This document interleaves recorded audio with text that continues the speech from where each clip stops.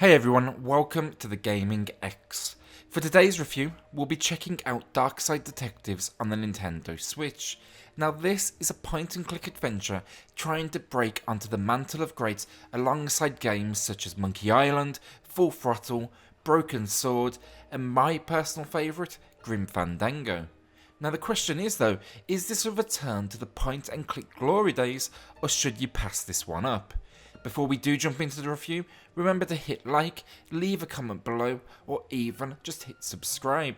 We are so thankful for all those that have subscribed already, and we'd love to see you join us. With that being said, let's jump in to today's review.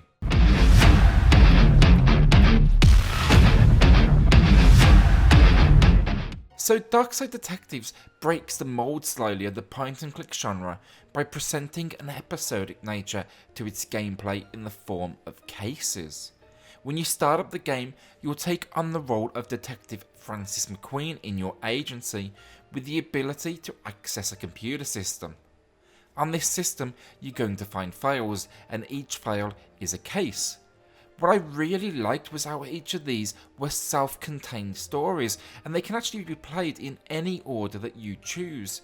So if you're not finding one is too engaging for you as a player, you can go ahead and skip to another one, or just be aware that it should be over in the next 45 minutes to 60 minutes.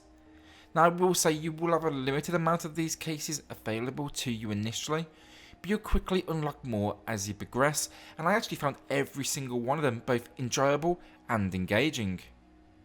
These are not your typical cases reminiscent of terrible TV such as, CSI.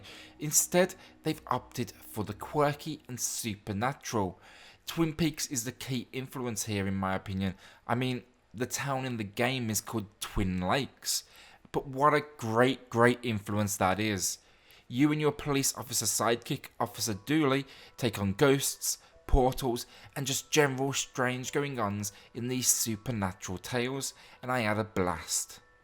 I've got to say, the writing here, alongside a truly fantastic sense of humour embedded in these characters, is exceptional, and the varying cases, they kept my intrigue levels and engagement at an absolute peak throughout. I was laughing out loud, and that's a win for the genre. So graphics, and we're seeing a slew of games recently adopting the retro-inspired visuals, and this is by far one of the most aggressive I've seen in adoption in some time. With that in mind, I would say this is going to be an acquired taste. Pixels here are an inch wide, as you can see, and detail is an absolute minimum. But they've layered this, I will say, with at least a fantastic use of colour and some nice animation that keeps the game squarely in 2018. The visuals really, they don't give you much. There's no expression on the characters' faces, there's really no detail at all. But don't let it put you off from these great storylines. It will take some time for you to adjust to, but once you do, it's barely noticeable. So gameplay, and as to be expected from the genre, this is a typical control scheme: interview witnesses through branching conversations, and solve puzzles combining inventory items. There's only really so much you can do in this genre, and while it doesn't break the mold, it works well with the control schemes on offer, whether that's the Joy-Cons or the touchscreen controls. One thing I will say that is slightly more unusual is movement, where you have zero control.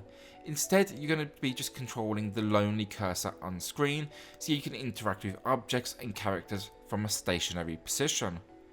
For me, being on a console, I've got to say it works. I didn't feel I missed anything with this restriction, and I was able to kick back and just enjoy the core gameplay of a point and click adventure that we are all here for. This is actually also the reason the touch controls, they work so well, and it's a worthy sacrifice to give up that movement to make full use of the Switch's built-in feature. One issue I did have with the game, which is similar to the most recent genre entry, Her Majesty's Spiffing, is the puzzles. They're just too easy, and a veteran, they're not going to find themselves getting stuck too often. Basically, don't go in expecting crazy obscure combinations of items that you may have found historically from this genre. I had no issues with this gameplay. They worked well, and while it's nothing groundbreaking, it delivered everything I needed for the gameplay to succeed over its 4 hour of runtime. So finally, audio, and all I can say here is just wow. The music here is simply exceptional, and this is by far one of my favourite soundtracks on the system right now.